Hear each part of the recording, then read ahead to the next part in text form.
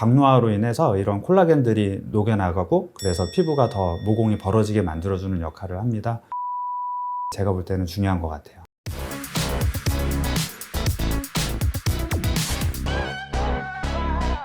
안녕하세요. 피부가 똑똑해지는 시간 피부톡톡 피부과 전문의 개지원. 피부과 전문의 남궁선입니다. 오늘도 여러분이 평소에 가지고 계시던 피부에 대한 궁금증 해결해보는 시간 가질 건데요. 평소에 병원에서 이제 진료를 보실 때 치료하기가 참 까다롭다고 생각하시는 게 있으실까요? 아무래도 모공이 넓어서 고민이에요 라고 오시는 분들이 가장 치료가 어려운 것 같습니다. 고민은 되게 흔한데 흔한 거에 비해서 해결하기는 참 좀 까다로운 문제인 것 같습니다. 단순히 모공이 넓어졌다의 문제뿐만 아니라 여러 가지들이 좀 복잡하게 얽혀 있어서 그런 것 같은데요. 오늘 사연 주신 분도 이와 관련된 고민을 가지고 계신 것 같습니다. 사연 들어보겠습니다. 안녕하세요. 저는 고등학교에 다니고 있는 10대 여성입니다. 요즘 따라 코에 블랙헤드가 너무 많이 올라오는 것 같아요. 그때마다 손으로 짜내곤 하는데 어느 날 거울을 보니 모공이 너무 넓어졌더라고요. 산 넘어 산이라더니 저희 커진 모공 어떻게 되돌릴 수 있을까요? 벌써 10대부터 이런 블랙헤드 관리라니. 이 모공 관리, 블랙헤드 관리가 조기 교육이 이제 이루어지고 있는 것 같습니다. 하지만 이제 고민은 누구에게나 다 절실한 거거든요. 우리 이제 모공이 넓어지면 실제적으로 화장도 끼고 티가 많이 나고 이제 뭐 묻은 것처럼 보이기도 하고 흉터 같아 보이기도 하고 환자분들이 이런 식으로 많이 표현을 하시는 것 같아요.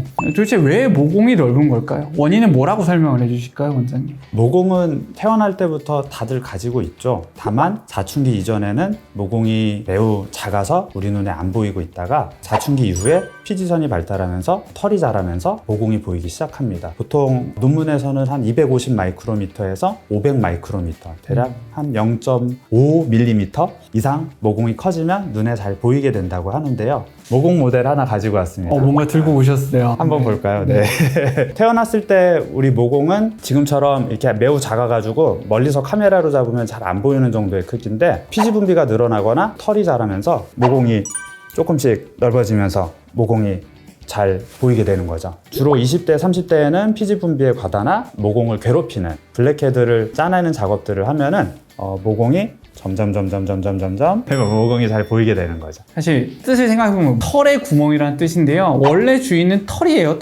털인데 중간쯤에 진피층에는 피지선이라 해서 피지를 뿜어내는 셈이 있기 때문에 피지와 털이 같이 공간을 공유하는 거고 20, 30대 때는 주로 털이나 피지의 영향을 받아서 모공이 넓어질 수가 있는 것 같습니다. 자, 그러면은 좀 나이 든 분들도 모공으로 고민돼서 오시는 분들 많은데 같은 이유일까요? 40대 이후에는 다른 이유로 모공이 넓어지는 것 같습니다. 젊었을 때는 콜라겐과 엘라스틴이 모공 주변을 받쳐줘서 잘 유지가 되고 있다가 나이가 들면서 탄력 섬유들이 떨어지면서 모공이 점차 벌어지게 되는 것 같습니다. 사실 이제 우리가 이렇게 원인을 어느 정도 알고 있다면은 평상시에 넓어진 모공을 관리하는 데 도움을 줄 수 있을 것 같아요. 사실 우리가 평상시 관리가 늘 중요하다고 얘기를 하잖아요. 이제 시술을 아무리 받더라도 이런 관리가 받쳐주지 않는다면은 결국에는 또 다시 모공은 다시 넓어지고 재발할 수밖에 없는 것 같습니다. 원장님은 그럼 평소에 환자분들께 모공 관리에 대해서 어떤 포인트를 가지고 설명을 해주실까요? 저는 이제 제일 중요한 건 모공을 괴롭히지 말라고 설명합니다. 모공을 괴롭히지 말라. 어떻게 하면 괴롭히지 않는 걸까요? 제일 중요한 거는 손으로 직접 짜는 거죠. 우리 질문자님처럼. 화장품을 과도하게 사용하는 것도 모공을 막고 여드름을 유발하는 이제 모공을 괴롭히는 일이죠. 제일 중요한 게 논코메도제닉 제품을 사용하는 것 같습니다. 코메도제닉이라고 하셨는데 간략하게 어떤 건지 좀 말씀을 해주실 수 있을까요? 우리가 흔히 말하는 이제 화이트헤드, 좁쌀여드름이죠. 좁쌀여드름을 유발하는 물질들이 유명한 것들이 많이 나와 있습니다. 제일 유명한 게 이제 비왁스, 코코넛 오일 등 오일 종류들이 여드름을 유발하는 것으로 알려져 있고 전성분을 알 수 있는 앱들에 보면은 여드름을 유발할 수 있는 물질인지 아닌지를 쉽게 알 수 있더라고요.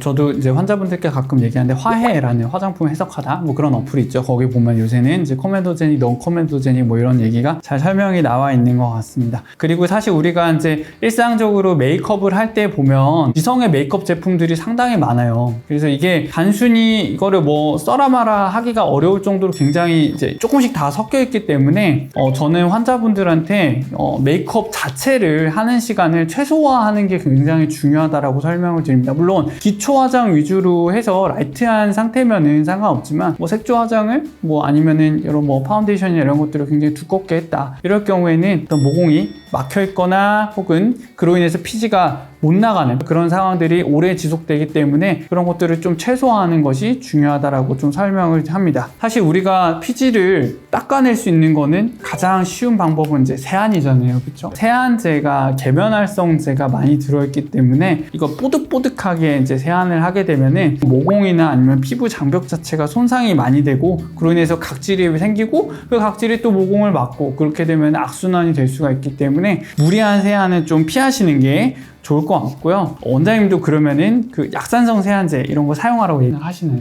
피부가 예민한 분들은 약산성 세안제를 추천드리는데 피지 분비가 많고 이제 모공이 많은 분들은 약산성 세안제가 제대로 세안이 안 되는 경우가 많기 때문에 오히려 원래 뽀득뽀득해질 수 있는 세안제를 좀 써보라고 이렇게 추천드리는 편입니다. 실제적으로 약산성 세안제 혹은 물로만 세안하는 그런 것도 뭐 언제 유행을 했던 것 같은데 지워야 될 것들을 제대로 지우지 못해서 문제가 될 수가 있어서 그런 것들이 거꾸로 써야 될 때 제대로 써야 된다 이런 말씀을 주신 것 같고요. 그리고 저는 피지 분비가 좀 많은 분들은 클렌징을 할 때 클렌징 오일류를 좀 사용을 해서 적절히 피지를 최대한 잘 녹여주는 것이 중요하다고 환자분들께 설명을 드리고 하지만 이제 클렌징 오일이라고 해도 이것도 장기간 사용하게 되면은 마찬가지로 피부에 자극이 될 수 있기 때문에 피지를 적당히 제거할 수 있을 정도만 사용해 주시고 그런 것들이 정돈이 되면 간격을 늘려서 조금씩 사용을 해달라고 이렇게 설명을 드립니다. 그러면 이렇게 우리가 평상시에 이제 모공에 어떤 세안이라든지 이런 것들 괴롭히지 않는 것들 얘기를 하셨고요. 좀 넓어진 모공을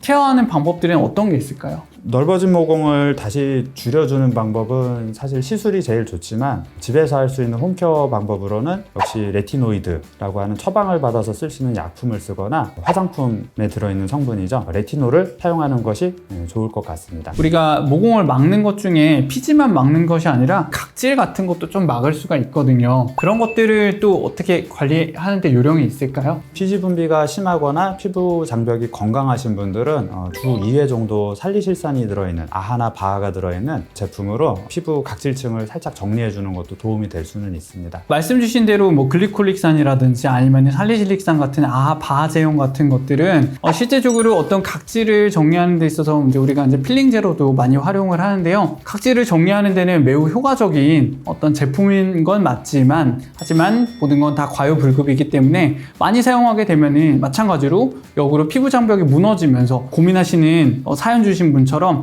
코팩을 해서 자주 해서 생기는 피부염 같은 형태로 피부 장벽이 망가질 수가 있어서 모공이 더 데미지를 입을 수가 있습니다. 그래서 피부가 건강하신 분들을 주로 기준으로 해서 적절히 일주일에 몇 회 정도만 보조적으로 같이 사용을 해주시면 좀 더 맨들맨들한 피부를 만들 수 있다 이런 내용을 말씀을 주신 것 같습니다. 자, 원장님께서는 또 그러면 모공을 관리하는 데 있어서 중요한 포인트라고 환자한테 설명하시는 게 어떤 게 있으실까요? 아무래도 자외선 차단인 것 같습니다. 40대가 넘어가면은 콜라겐이라든지 주변에 있는 탄력 섬유들이 떨어지면서 모공이 늘어난다고 했잖아요. 자외선은 광노화로 인해서 이런 콜라겐들이 녹여나가고 그래서 피부가 더 모공이 벌어지게 만들어주는 역할을 합니다. 그래서 자외선 차단이 제가 볼 때는 중요한 것 같아요. 여러 가지 SNS들 검색을 해보면은 제품들이 너무 많이 나와요. 사실상 의사들이 얘기하는 것보다 어떤 뷰티 유튜버라든지 인플루언서들의 얘기도 굉장히 많이 나오는데요. 실제적으로 그분들이 써봐서 뭐 인생템이라고 하시는 것들을 다 이렇게 얘기를 들어보면은 어떤 피지 제거에 도움이 되는 제품들이 있고 어떤 모공을 케어하는 데 있어서 도움이 되는 뭐 보습이라든지 아니면 재생이라든지 이런 데 도움이 되는 제품들이 주가 되는 것 같아요.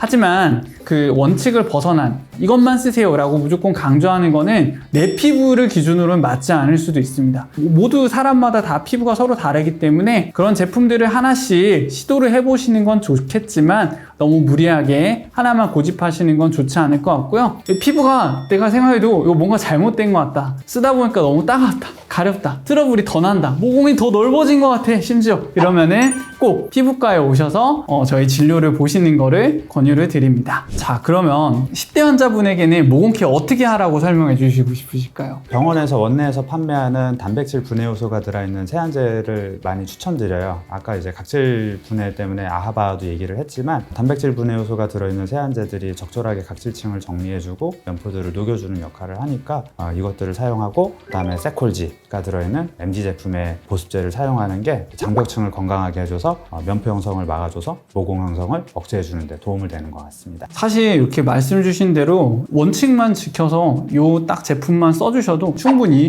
모공 케어 10대도 어렵지 않게 할 수 있는 것 같습니다. 사연 주신 분께 도움이 됐으면 좋겠고요. 오늘도 이렇게 피부에 대한 고민 해결해보는 시간, 모공에 대한 솔루션 한번 이제 말씀드려봤습니다. 오늘 말씀드린 모공을 관리하는 법에 대한 내용이 이런 절실한 마음에 좀 도움이 됐으면 좋겠습니다. 여러분들도 모공이나 아니면 평상시에 내가 가지고 있던 피부에 대한 고민들 댓글로 남겨주시면 저희가 해결 도와드리도록 하겠습니다. 피부가 똑똑해지는 시간 피부톡톡 다음 시간에 뵙도록 하겠습니다. 감사합니다. 감사합니다.